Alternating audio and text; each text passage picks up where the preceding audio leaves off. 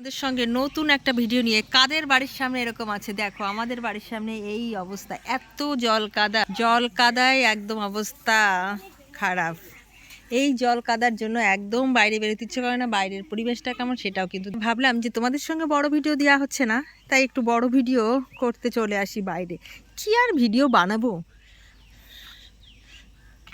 তাই চলে আসলাম তোমাদের সঙ্গে এই যে পরিবেশ মানে বৃষ্টির পরে গাছপালাগুলো দেখো কেমন সবুজ হয়েছে দেখতেও সত্যিই ভালো লাগে চারপাশটা কিন্তু এতই বৃষ্টি হচ্ছে যার জন্য কিছু করা যাচ্ছে না কোথাও বেরোনো যাচ্ছে না আর আমাদের গাছের কাঁঠালগুলো সব নিজে নিজে পেকে পেকে একদম পুরো আম যেমন পড়ে ঠিক তেমন করেই পড়ে যাচ্ছে তো ভাবছি যে তোমাদের সঙ্গে আজকে আবার একটুখানি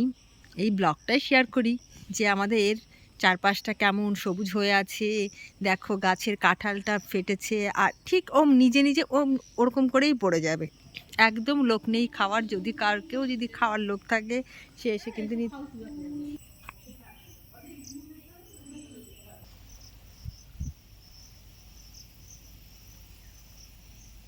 মেঘ আবার করে ফেলেছে একটুখানি রোদ্দুর দিয়েছিল একটু রোদ্দুর দিলে কি হয় জামা কাপড়গুলো সব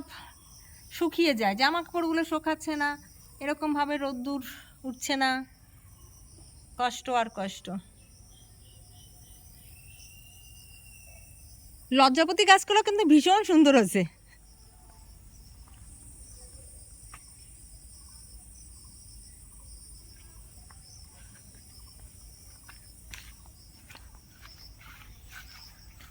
লেবুগুলোকে দেখো শুধু লেবুগুলোকে দেখো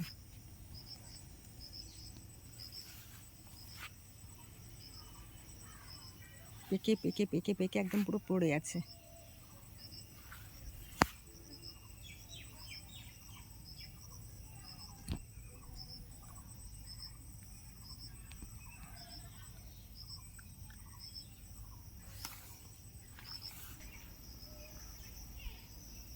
দেখেছো কেমন মেঘ করেছে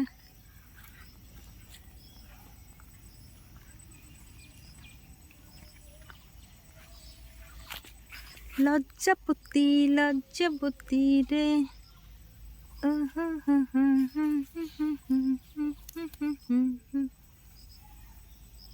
সব শুকিয়ে গেছে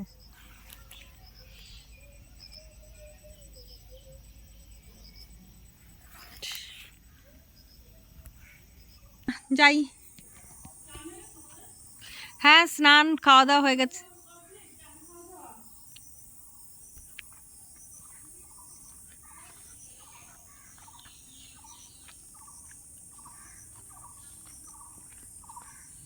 এই জায়গাটা কি সুন্দর শান্তি পুরো শান্তিনিকেতন শান্তিনিকেতন ভাবছি একদিন এখানে না খুব সুন্দর করে একটা ফটোশ্যুট করবো সাজুগুজু করে সবাই আসুক সেটা আসলে রোদ না উঠলে এই জিনিসগুলো পরে একদম শান্তি পাওয়া যায় না তো একটু রোদ্র উঠুক শীত শীত পড়ুক পুজোর পরে গিয়ে করব। আবার সেখানে এসেই শেষ করলাম এই যে জল আর কাদা সারা রাস্তা দেখো আমাদের তুলসী মহারানীগুলো কত সুন্দর হয়েছে কত সুন্দর হয়েছে এইটাও কিন্তু একটা তুলসী গাছ অনেকেই জানো না অনেকে চেনোই না এটাকে এটার ভীষণ একটা স্মেল হয় এটা বেশিরভাগই বেনারসে দেখা যায় তো আমি যদি ওইখান থেকেই নিয়েছি এটাকে গরুর তুলসী বলে এটাও কিন্তু একটা তুলসী আর এটাও কিন্তু তুলসী এটা সাদা তুলসী এটা কিন্তু গরুর তুলসী এই যে আমি একটু হাত দিয়েছি না তাতেই একটা গন্ধ বেরোচ্ছে ঝাঁঝালো গন্ধ একদম পুরো খুব ভালো